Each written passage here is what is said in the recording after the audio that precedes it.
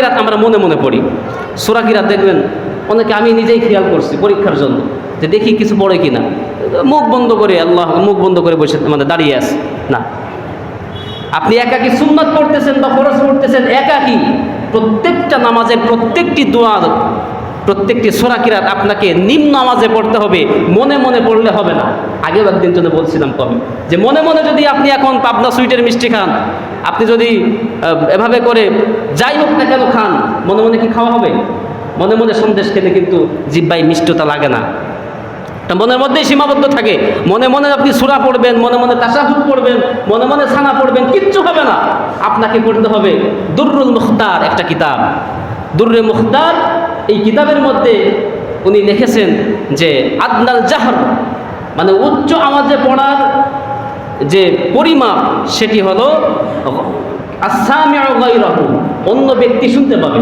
উচ্চ আওয়াজে যে কেরাতগুলো পড়া হয়, ইমাম সাহেব কেরাত পড়েন, পাশের থেকে মুক্তাদিরা শোনেন, এটা হলো উচ্চ আওয়াজ, যে পাশের জন শুনতে পারে, এটা হলো জাহেরি বা এটা হলো উচ্চ আওয়াজ। আর আদনাল মুখাফাতা, নিম্ন আওয়াজে পড়া অর্থ হলো এই যে আসসামিউ নাফসাহু, সে নিজে নিজে শুনতে পাবে। সুতরাং আপনি কি পড়তেছেন, আপনি নিজের কানে যদি শুনতে না পারেন, তাহলে এই পড়াটা আপনার শুদ্ধ হবে না। আপনার এই পড়া শুদ্ধ হবে না। সহি শুদ্ধ করে পড়তে হলে আপনাকে নিম্ন আওয়াজে পড়তে হবে, মনে মনে পড়লে হবে না।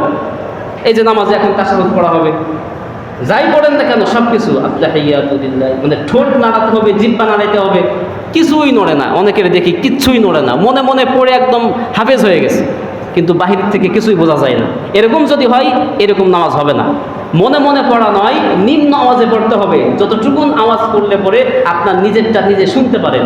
তাশাহুদ হোক, দোয়া মাসুলা হোক, দোয়া কুনুত হোক, আপনার যে কোনো দোয়া হোক না কেন, রুকুত তাসবিহ, সেজদার তাসবিহ, সানা, প্রত্যেকটি দোয়া, প্রত্যেকটি আপনাকে নিম্ন আওয়াজে পড়তে হবে। মনে মনে পড়লে আদায় হবে না। এরপর